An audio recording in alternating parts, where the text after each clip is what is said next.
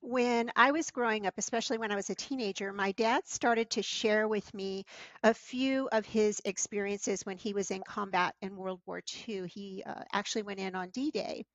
And he would say something repeatedly to me. He said, "Oh, the military likes the young men because they make the best soldiers, and not because they're men or young, but because they feel invincible. They don't have a sense of that mortality yet."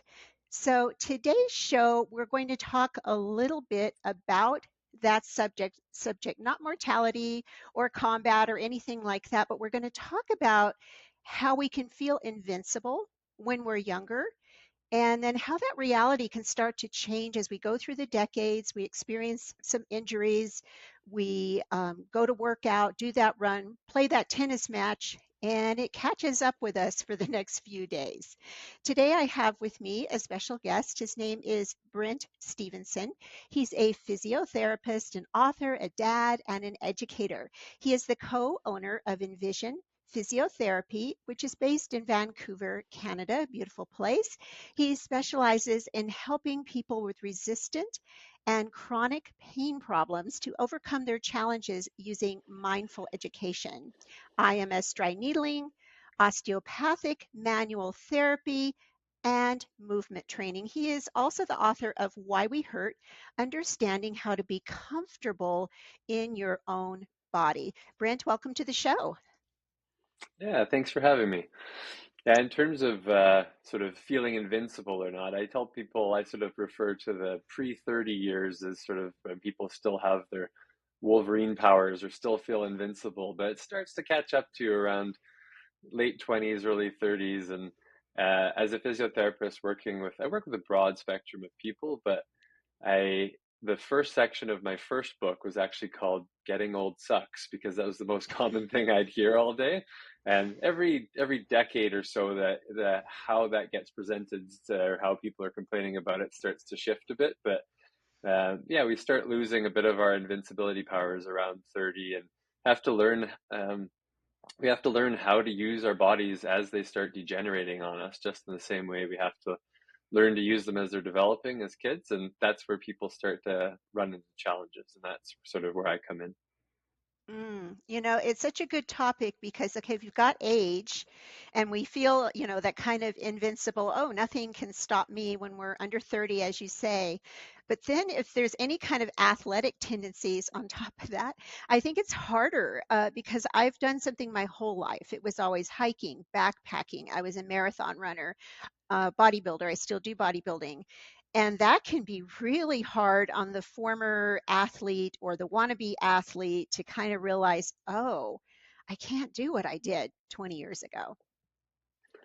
Totally. We have this perception of what we used to be able to do, and we have to learn to come to terms with what we can do now and what our goals are and how to a sliding scale of what's too little exercise, what's too much exercise, and just generally what our goals are.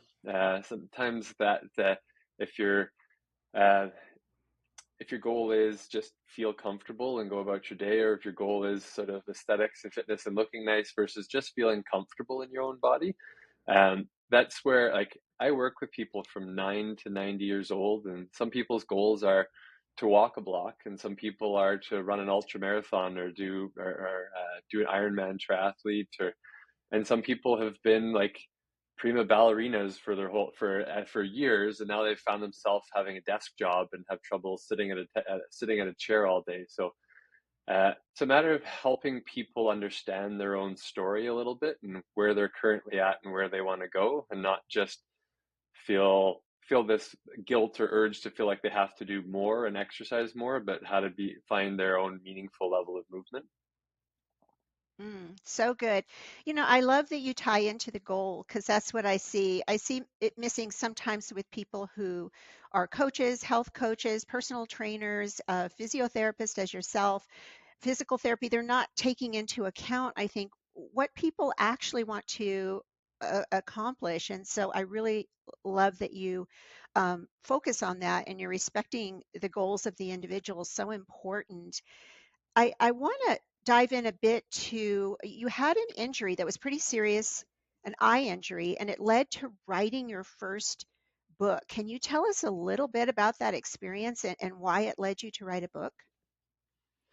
Sure. Well, yeah, my first book, I started writing it before my eye injury, and the eye injury actually ended up kind of pulling the book all together, and it became a on the other side of it, I decided, okay, like this is where I'm going to put my focus. It became quite a cathartic process of starting to write it, but um, I when we had 3 kids in 3 years, and so like at the time, this was back in 2014, I think.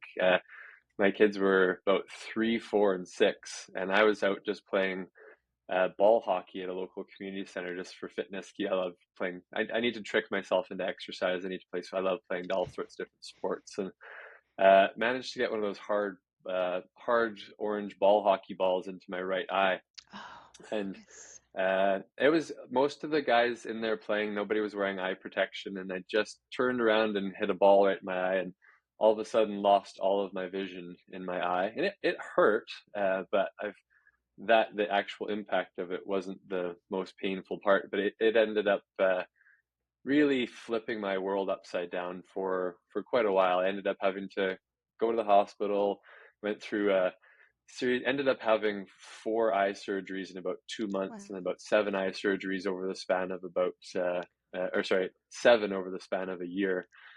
Um, I I ended up getting a hole in my macula, detaching my retina, got a orbital floor fracture, and it damaged all the part that regulates the pressure in your eye. So I had to regularly go in for all these procedures where people have to stick a needle in my eye, drain pressure, and get had uh, scheduled surgeries and sort of urgent surgeries. And long story short, I ended up bedridden for about 3 months of barely being able to move. And after some of those eye surgeries, they do what's called a vitrectomy. They pull the fluid out of your eye and inject a gas bubble and then tell you to lie face down. So lying face down, the bubble pushes up into the back of your eye to try to press into your retina to try to help it heal properly.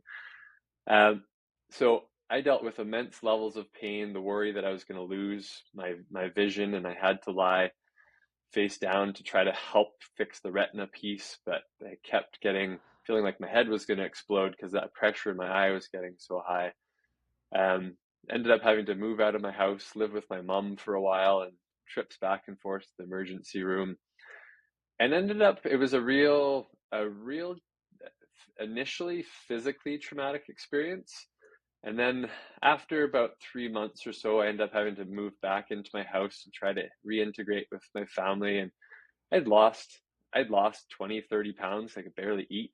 And I'm a tall, skinny guy to start with. I didn't really have 30 pounds to lose. So I was kind of waif thin, and I was used to playing multiple sports, being very, very active and having every moment of my life full until all of a sudden it stopped and I was forced to just lie there on the floor.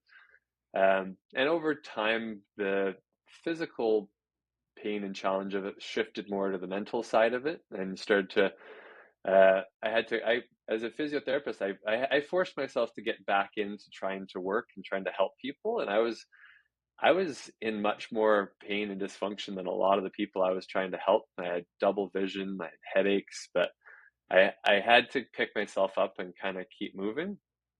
And but I'd see a new person every half an hour, and I knew a lot of these people very well, and a lot of them knew I'd hurt myself, and they all were caring and wanting to know, but they were asking me how I'm doing, and so every half an hour I had to pretty much relive my story and tell them kind of how I was doing, and where their assumption was like, "Oh, you're better by now, right?" And I'm like, "Well, no, not really," and uh, so my injury ended up for a few years became this central piece of my identity, which was hard. I had to keep talking about it and telling me about it, and that was where I ended up going.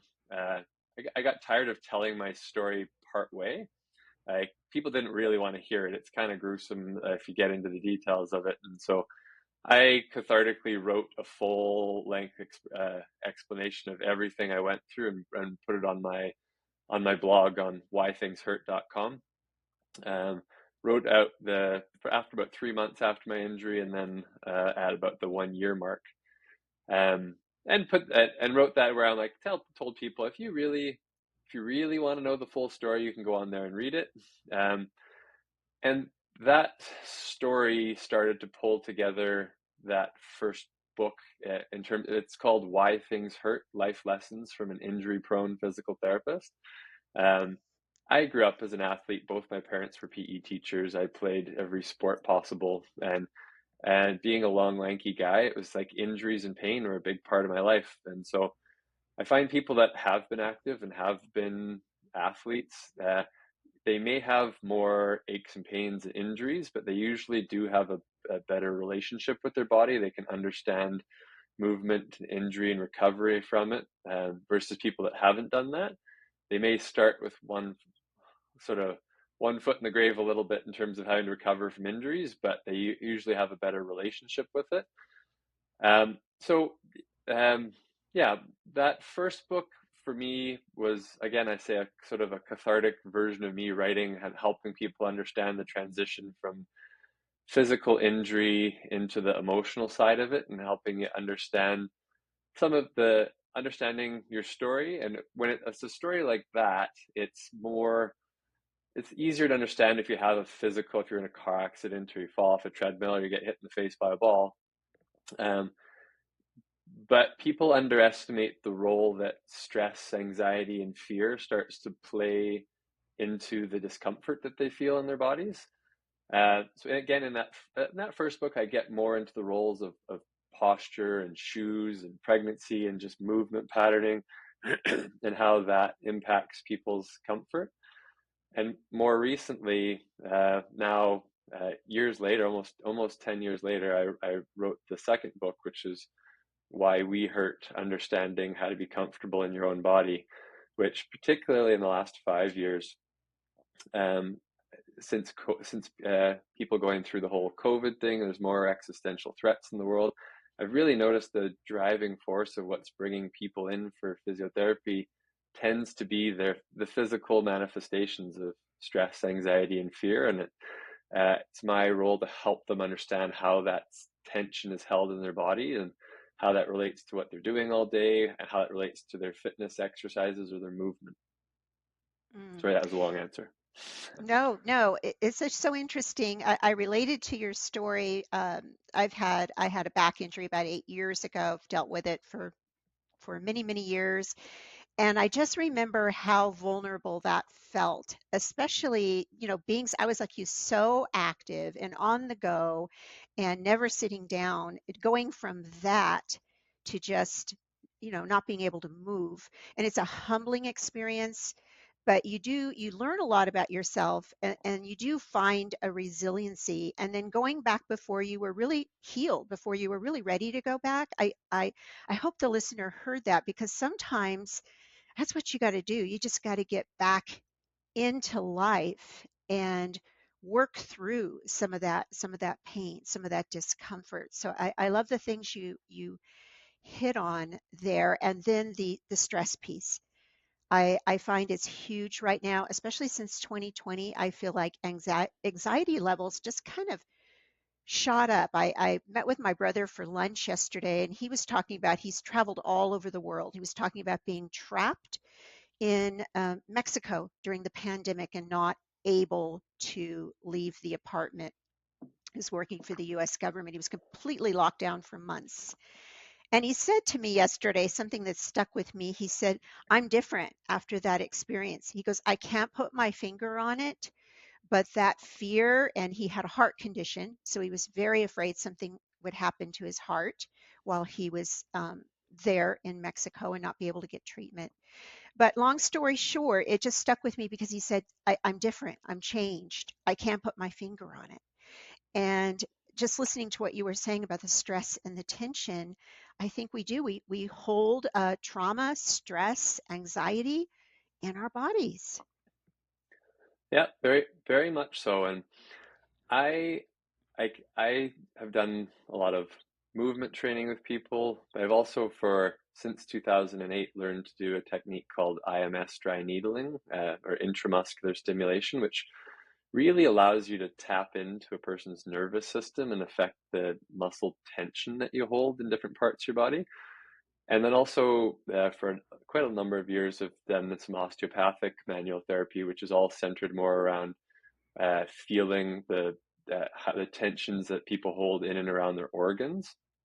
And so I literally am poking and prodding people all day while I'm talking to them. And I've been a physio for 20 years now. I've seen people and I've seen people through a lot of different life events, whether it's um, like breakups or marriages or having kids, or seeing them through the whole COVID experience. And I've been talking to them, sort of understanding their story a little bit and feeling their bodies while learning these different techniques. And uh, you can really see how people hold their day-to-day tensions in and around their muscular system, and more of their deeper seated issues and traumas in and around their organs.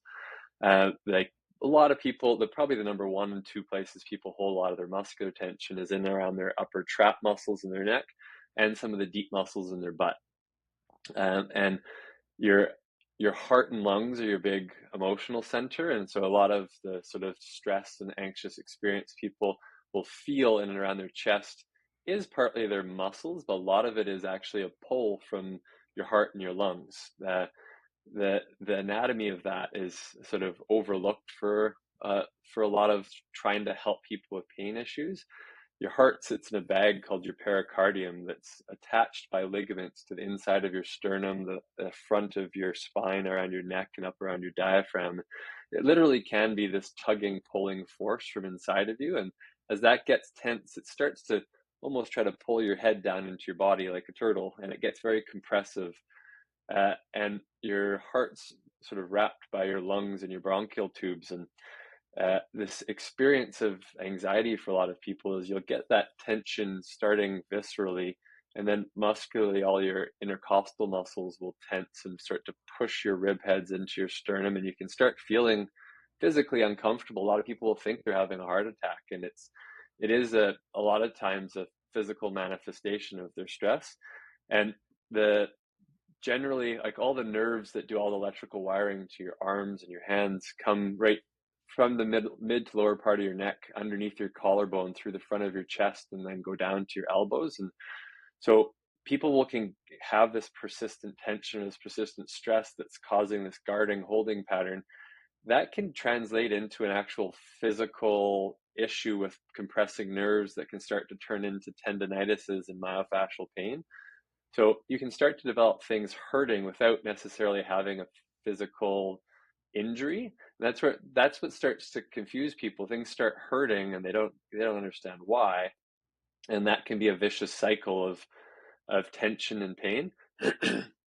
So um, the ability to explain that to someone in a way that makes sense, that in itself dissipates a layer of fear, which usually calms down a layer of stress.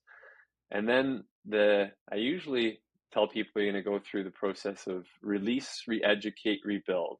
You find the tension and the tightness your body's holding, and find a means of trying to help you let that go, and help you experience that you can feel differently, and that once you've let that go, but also appreciate that we're all regenerating sources of tension based on what you physically do all day. If you're standing at a counter, or sitting at a desk, or lifting heavy things, or bending, picking stuff up, um, and how you're feeling, what the environment around you is like. If you're working in a really stressful job, or have three teenage kids and ailing parents, and Hmm. that can be the source of where and why you hold things. Um, so sometimes people they just need a bit of relief, and that's where the dry needling piece can, although it's uncomfortable, it can really be a bit of a game changer to let people feel what it feels like to let go of some long holding tensions, and then pulling it to and showing them how they might have some tension around their heart, or have this tension into their gut and into their small intestines, and how that can relate to their back pain. So I walk people through that process of giving them some physical treatment, but a lot of it is ends up being education based. Mm. The dry needling, I've had dry needling done numerous times. In fact, that was the main way that the physical therapist was helping me through my back pain this past year because it recurred. Um, is is the type of, because you refer to it as IMS dry needling, is that different from like conventional dry needling, or is it all the same? Well, dry needling is a bit of a catch-all term for injecting, poking a needle into without actually injecting anything into. So it's there are like traditional acupuncture is a form of dry needling. There are a few different people that have helped develop the role of the use of needling. Dr. Chan Gun, who's here based here in Vancouver, he's been one of the pioneers in the space, and he's one that developed intramuscular stimulation, or IMS. He's in his 90s now. He's retired. He's passed off his body of work to the group at the University of British Columbia. There's this group of sports med docs there that oversee it now, but in practice, it's largely a group of physiotherapists that do it. So some people with dry needling will do some form of hybrid of more acupuncture, and some people will do dry needling where they are putting needles in and leaving them in there for a longer period of time, or hooking an electrical current to it. With IM, so there are some iterations that are overlapping but different. With IMS, you have one point in you at a time. It's there only there for about 5 or 10 seconds. If you take a needle and put it into a normal, healthy, happy muscle, you don't feel a lot. If you put it into a muscle that's sitting there in this banded, tense sort of state, therapist is moving the needle in and out a little bit. Sounds terrible, but it doesn't feel like a needly, pokey feeling. It causes the muscle to contract, and you'll get kind of a crampy, achy pressure feeling and it can make the muscle twitch. Once you get that crampy, achy twitch feeling, you take it out and kind of move on to the next muscle. And with so it's that's where people come in, think they've had IMS or some level of dry needling, and there is some particular differences with it.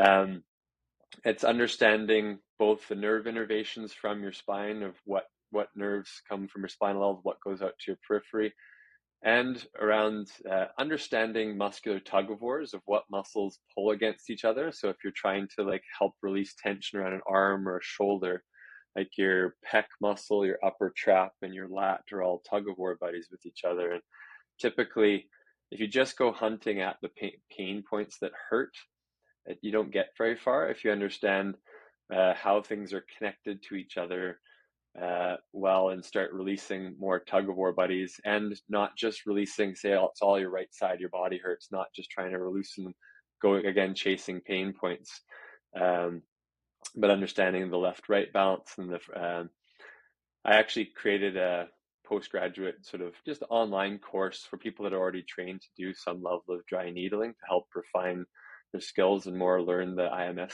sort of my version of the IMS approach to dry needling. So what I do is probably overlapping, but I would guess probably a bit different than what you've had. Mm. Yeah, there were some similarities and differences that I noticed as you were describing it. He definitely would hook it up to the electrical current, and he would move it, move it around to various areas from the left to the right, sometime even the abdomen, because the core has to be activated to help the back and glutes and all of that. So I'm familiar with it, but yours seemed a little bit more intricate, I guess you could say, a little bit more involved. Now, I want to shift just slightly back to the stress and the tension that people carry, because I saw this happen with a client I had a number of years ago. So I send out when they check in, I do health coaching. When they check in, they have a form and they talk to me about their water digestion stress, so that I can get an idea. Like if somebody's weight loss resistant, it gives me a greater picture of what might be happening apart from just exercise and diet. And the stress question, she would always answer on a scale of 1 to 10, with 10 being off the chart stress and 1 or 0 being nothing. She would always answer with a 2 or 3. When I would get on a call with her, her life was anything but a level 2 or 3 stress. I mean, she was going through things that many of us would describe as downright traumatic, plus she had past traumatic experiences. And I always wondered, is she turned off to her own emotions? Is she just not allowing herself to feel the stress? And have you found that to be true in some individuals? Well, maybe they're not dealing with something and then it's manifesting in other ways. Oh, constantly, all the time. That's what I'm doing all day. It's like it's very, very common, and our generally like our people will our bodies will hold the tensions that our brain can't process, and a lot of people will just sort of repress the idea or the feeling that they're stressed just in order to deal with the challenges in front of them. So we can have very intelligent, smart, competent people that have packed their life full of stress, some of from their own doing, and some just from the situation they found themselves in. And they have to just keep going and keep going and keep going. And particularly, actually see it more in men than in women, but with both, where women generally are more in touch with their emotions than guys are, but it goes both ways.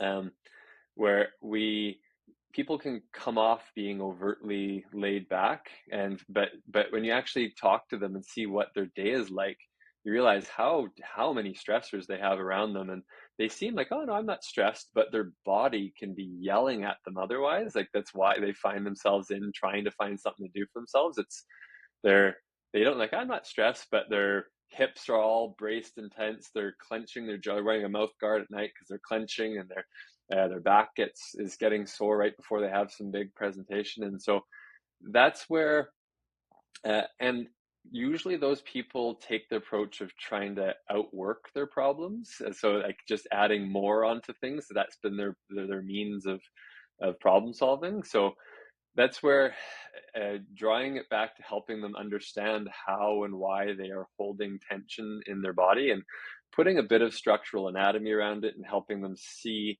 And that's partly where actually some of the dry needling can come in handy, because you can show people their physical restrictions and needle things, and it can be really uncomfortable and they get really tense, but then they're just like, whoa, that's way looser. My hip moves now. My hip's not pinching. My neck can move, and they feel great. And it might last if they do that and then change nothing about what they're doing. And 5, 6, 7 days or 2 weeks, it'll slowly start boiling back up, and they'll be tense again. They go through that pattern a few times, and they can start. And while you're teaching them how sort of what's probably helping point out what's triggering them, they start realizing like, okay, maybe I am stressed and I'm not just realizing it. And then they start having some motivation to like, I want to stay feeling how I felt like a couple days ago. Um, and that's where you can start realizing, okay, well, maybe you need to stop doing some things or do things. It's easier to do more, sometimes easier to do a bit less, but it's hard to do things differently. So trying to train people how to either move differently or add some breathing things onto it, and not just get in a pattern of coming in for physio for like this steam release valve of tension that they keep creating for themselves again. And sometimes if people are right in the throes of being just really busy life, what they need is some release. You just got to let them go and get them through that time. And then when they're ready to kind of actually make some level of meaningful change, then they're more willing and receptive to do some of the exercise piece, or add some level of meditation, or actually see a counselor and try to make some change in their life. So I have to, part of my job is to initially give them some relief to get their attention, to be like, okay, that's better, and then start to, when they're ready, plant little seeds of things to help them learn how to actually look after themselves better. So good. You are a patient man, I have to say that, because of this whole process. I know it takes a lot of patience to meet somebody where they're at. Like we know, like we're thinking, oh, X, Y, and Z would be so good for this client or this patient. But then we can't just throw everything at them. We've got to just kind of go, okay, here's where you're at. Let me meet you where you're at. Start here.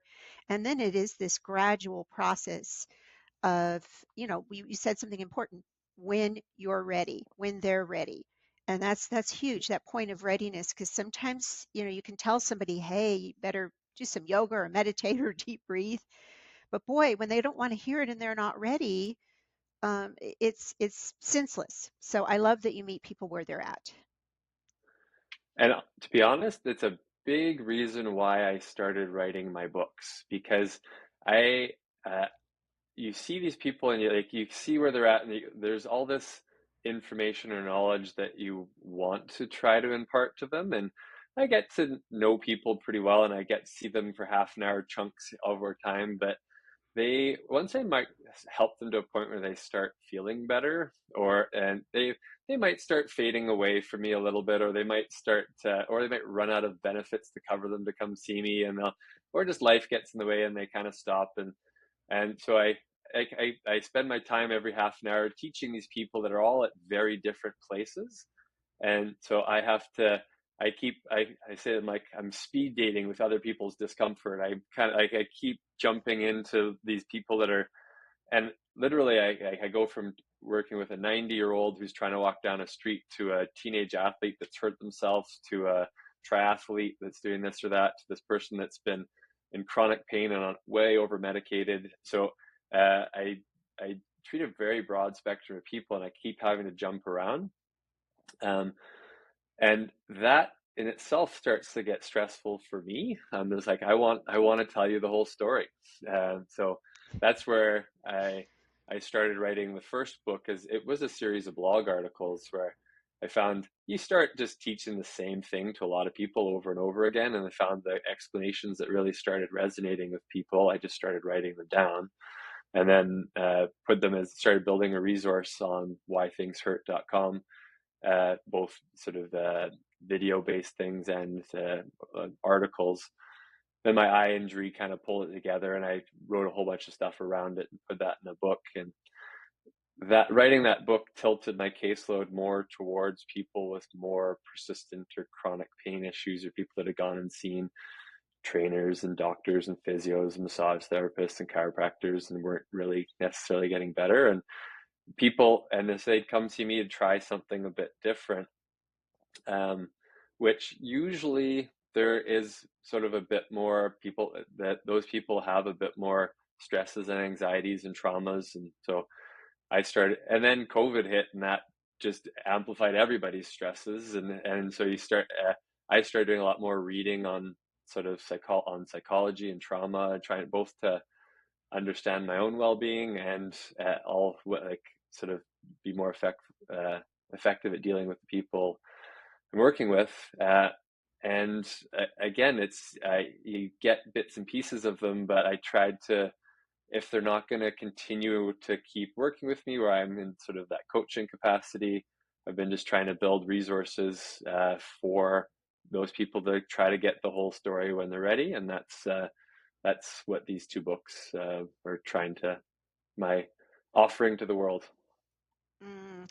Well, your writing is excellent because I was reading through your blog, some of the articles in there, one in particular where he wrote about aging and you outline the mindset that you try to create in your clients to help take them from pain and stiffness to comfort, control, awareness, and health in their bodies. And you gave principles. And boy, I am a step-by-step gal. I like principles. I like things laid out outline-wise. So I liked this because you had 7 of these. Understand what genetics has given you to work with. That's a big one because not everybody's dealt a good genetic card when it comes to their joints. Or you talked about being lanky and constantly injured. Yeah. One of the biggest things that, and if you're in the industry of teaching people movement, is appreciating that we're all held together differently, and the role of sort of in working with hypermobile people, and not all the same exercises will not be the most beneficial for everybody. Some people are really, including myself, I'm very loose jointed. So we all have a certain amount of protein called elastin in our soft tissues, and the more and more you have of it, the more loose jointed you are. So it makes you inherently more flexible, but it also makes all your fascia and your tendons and your ligaments be a little bit more extensible, which there's benefits to being more flexible, but when everything's more loosey goosey, it's a much more challenging uh, motor control task to hold everything together. and people will develop bracing strategies to try to simplify and hold everything together. And they a lot of times will add a lot of compression to the body, which can start to get quite uncomfortable and irritate and restrict certain joints. So these people can end up being really flexible, but actually feel a lot tighter than your average person. Um, that's one of the first things I screen for and trying to when I start moving somebody is how loosey goosey versus how tense they are. And just again, how like I'll grab someone's arm and pick it up and sort of move it around. And you'll see some people, as soon as you touch them and try to move them, they're like they've tensed every part of their body and they try to predict where you're going to move them to. And you can just like, okay, this person is very guarded. And some people will just give you this floppy arm and they will kind of give themselves to you and they can move around and kind of everything in between. And that's partly a genetic thing, that's partly a personality thing, that's partly a past trauma thing, or some people just feel that they need to perform all the time. And so it's trying to uh, understand again where this person's coming from and start to pick up their story. Uh, and within that too, like some people, particularly if you are getting into your 40s, 50s, 60s and older, like the role of degeneration in your body, some people are way more prone to getting arthritic joints. And um, the tendency with sort of like if you do start having like some arthritis or joints, you start going towards into the medical system for help. There is a real over uh, focus on, well, let's look inside you. Let's take an X-ray. Let's take an MRI and uh, look at the pictures of this moving being. Where a lot of times, you really more needs you need a movie, not a picture. And so you people will come back and get these X-rays that say degenerative disc disease or severe osteoarthritis, and more of the experience of discomfort that people get in their bodies is more related to their myofascial system than it is the bony system. And you can have people with horrific looking x-rays and little to no pain, and people with pristine looking x-rays and be really, really uncomfortable. So I caution people to put too much weight into what they see on the X-rays. If there's you can too much your pain or your comfort level is not directly correlated to the pictures of inside of you. It will impact some movements and restrictions, but you have to work with what you've got. And the again, trying to help you understand where your tensions are and how to learn to move as your body is degenerating. So that's partly giving some people release things and then teaching them how they've compensated around different parts of injuries or degenerations that they've had. Mm. No, it's great that you brought up the fascia because that is a big part of this. And you're right, people have x-rays or MRIs where their back looks horrible and they have no pain. My husband, his x-rays on his back look awful. He works a physical job, he's does plumbing, heating, air conditioning, he goes up and down ladders, carries heavy things, but he doesn't have the pain that I have. So actually my x-ray looks better than his x-ray, but I'm the one in pain. So I know exactly what you're talking about there. Now, something I've seen a lot of, I've seen this on Instagram in particular, is there's a big push right now for women over 50 to lift heavy. And now I am a proponent of strength training. I intend to do it as long as I can feasibly do it all the way through the end of my life. But what I'm seeing is this big push of every woman over 50 should be loading up that squat bar. And I mean loading it up. And yeah, you got to go beyond the pink dumbbells and dancing around the room doing the aerobic thing. You got to have a stimulus for the muscle. But it concerns me because I can't load a bar like that anymore. I'd be asking for a major injury at this point in my life. So that blanket advice is really concerning me right now. Are you seeing this at all? Um, yeah, there like I would say there seems to be this uh, people have this assumption that you have to, if you're in pain, you have to get stronger. And sometimes that's the case, but a lot of times it's not. A lot of times you have to understand.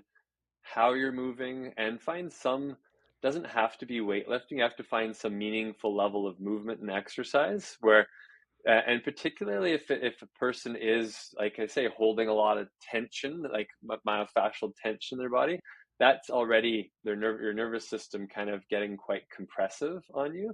And so if you add strength training, which is also very compressive, although you might be strong and fit, you can get some very much some diminishing returns of you get discomfort, which will create you feeling functionally weak, even though you're actually really quite a strong person. So uh, I think some people definitely need to learn to do weightlifting and add resistance training into their piece into their life. But a lot of people also just have this guilt that they're not going to the gym. But some people hate going to the gym. So I tell people, like, It's don't pick true. going to the gym as your means of feeling better. If you hate being in that gym environment, some people love it and they want to do strength training, but you need to learn that you can do stuff in the gym that's not like full back squats and Olympic lifting. Um, the Some of the things that are kind of baked into the fitness industry from a form for squats and different movements are great for if your goal is to build a lot of physical physique, like with bodybuilding, and if your goal is just to lift a heavier weight. But if your main point is to feel more comfortable and be active and going forward, there's Olympic lifting sides of things is not the way to do that for a lot of people. There's a lot of more body weight stuff, mobility things, learning how to learn to use your abdominals with your glutes and in functional day-to-day life stuff, and then add layers of fitness. It doesn't need to be all overload resistant stuff. For some people it's great, but for some people it's not, for a variety of reasons. As so many people, with the traditional barbell squat, for example, if that form isn't there and they're just loading up the bar and loading it heavier and heavier, and I see this more with men, I'll see it. They're just keep on throwing the plates on the bar, and you're watching him and you're going, oh, I can't watch anymore. He's using his lower back to, at a certain point, he's going down so low, he's using his lower back to get back up again. And Yeah. so, looking at that too, does somebody have the knowledge, the skill? Does their body move that way? My body's very, very, very tight. So for me to go down to the 90, I'm going to be using my lower back if I do that. Yeah, yeah, it's a like people need to really, first and foremost, particularly if they haven't done a lot of resistance training, need to look at, first and foremost, strength being a skill, not just something that you have to do more of. You have to learn the movement patterning of how to do it safely. Lifting heavy things on a regular basis is very easy to hurt yourself if you're not doing the mechanics well. And learning how to work within your own restrictions, like if you take a long, lanky, loose jointed person and add a lot of load on them and they don't have the motor control to stabilize their torso very well, it's very easy to start hinging in your spine when you should be hinging in your hips, and get various different sprains or strains happening in there, or just get really, really compressive in there, which starts to what can just start to be a driver of the back pain. So sometimes people's attempts to help themselves and going to the gym is part of what the problem is.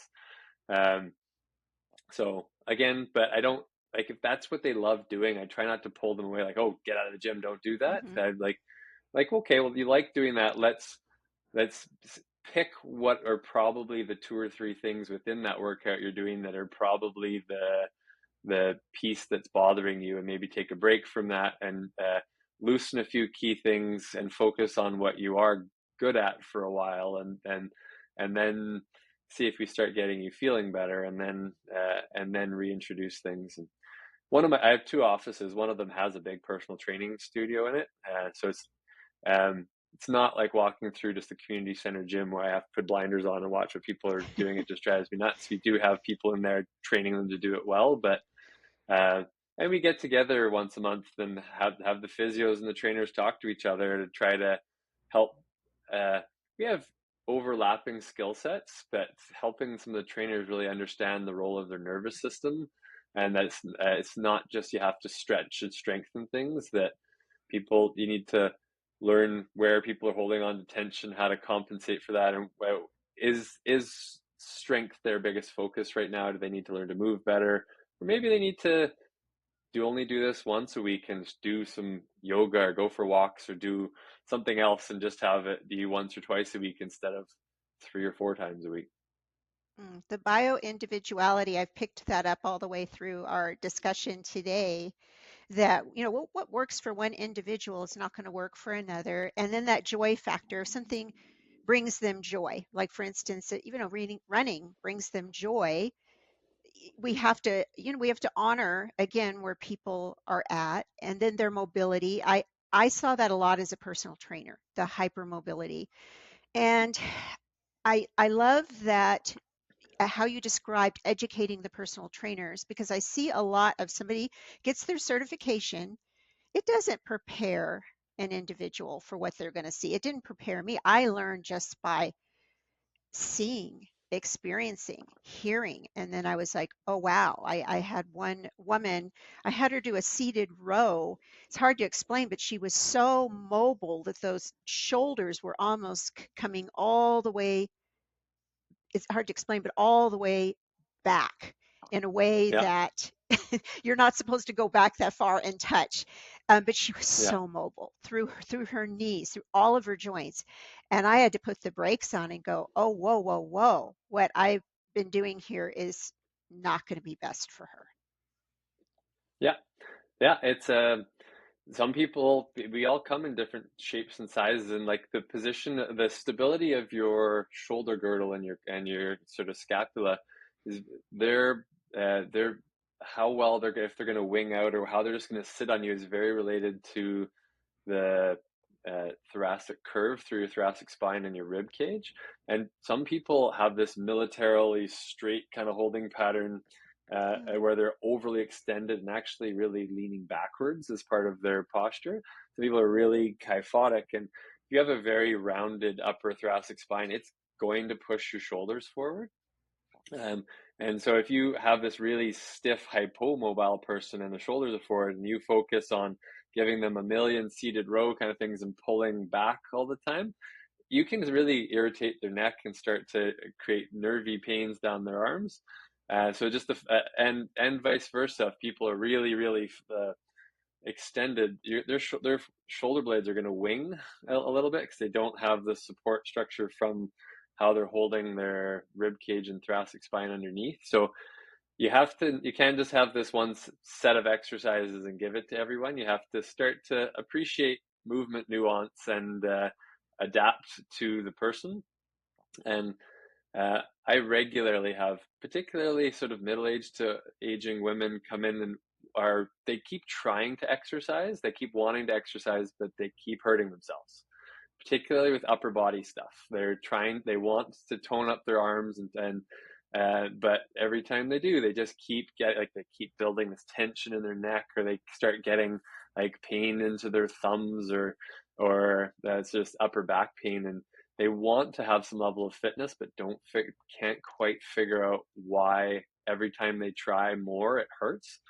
And that usually partly comes back to a bit of their genetics of how like what their structure is in their upper back. Part of it's the tensions and the stresses that they're holding, um, and part of it's just sort of what they've been trying so far. They've been sort of I have a video on my website called "Everything Your Mother Taught You About Posture Is Wrong," stemming from the whole um, love it. need to be the chest up, shoulders back and down, where a lot of people have done a lot of dance, gymnastics, ballet, or anything in performance, and a lot of just personal training or kind of stuff is very ingrained in this, like, do all your back extensors and the lower your shoulders are, the better.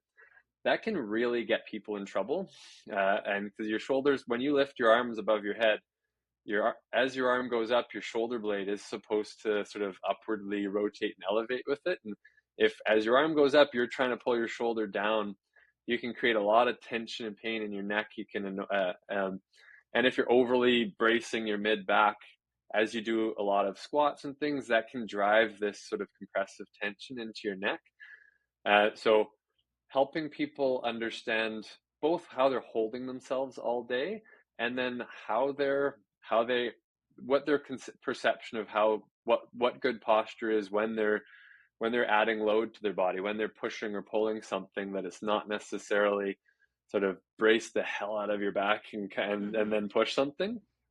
Um, and that tends to be, and some trainers are way better than others in terms of understanding the nuances of people. You get some people have done a community center sort of certification. Some people have masters in exercise physiology and strength and conditioning certificates, and some people just have more life experience in teaching people to move.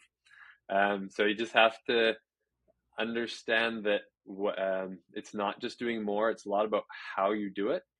So I end up, some people want, like you said, you like step by step kind of things. Some Hmm. people want like, give me my sets, give me my reps of stuff. And as a physio, I spend a lot more time teaching people. I want to know them to focus on how they're doing it, not how many of them they're doing. So I'll take people away from counting their reps. I'm like, well, work on this for like a minute and just focus on how you're doing it and work on paying attention to things. And once we build to the more strengthening phase, if you want to periodize things and get into that, you can. But uh, understanding the movement skill piece of it and your own genetic sort of predispositions are a very important precursor to exercising without hurting yourself.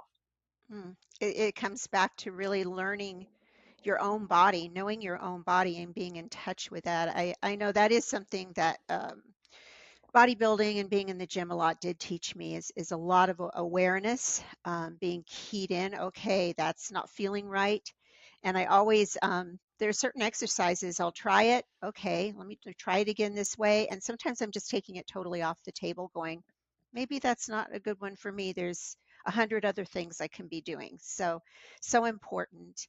Now, I want to be respectful of your time, Brent. As we start to wrap up, was there anything you want the listeners to know, something we didn't discuss, a piece of advice for, especially for most of my listeners are women over 40? Yeah. I think we touched on a lot of it. One piece I would say that does sort of feed into and more of my more current book is the role that counseling can play. Um, Oh, that good one. uh, that don't treat everything physically.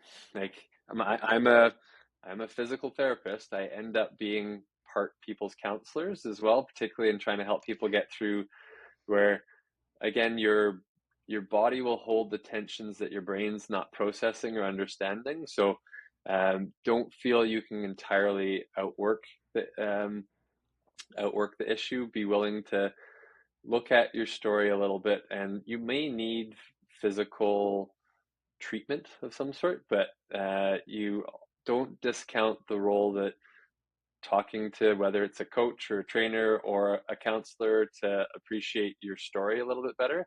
That very much impacts your overall comfort and what you may be trying to accomplish from a fitness perspective. Um, and just if you are in a place that is sort of experiencing a lot of chronic pain and just discomfort, it can be it can create a lot of tunnel vision. You can kind of get the experience of being you can feel very defined, and there are means of whether it's treatment or, and I get in a bit in my book, which I won't get into now, but into the role that altered states can play in helping people just break you out of like feeling differently in your body and just appreciating that it doesn't have to be this way for the most part. Um, which is a thing that like a physio can help you with, counselors can help you with, and just uh, don't feel that if you're uncomfortable or painful that your doctor is the only person there to help you. They're a piece of your team.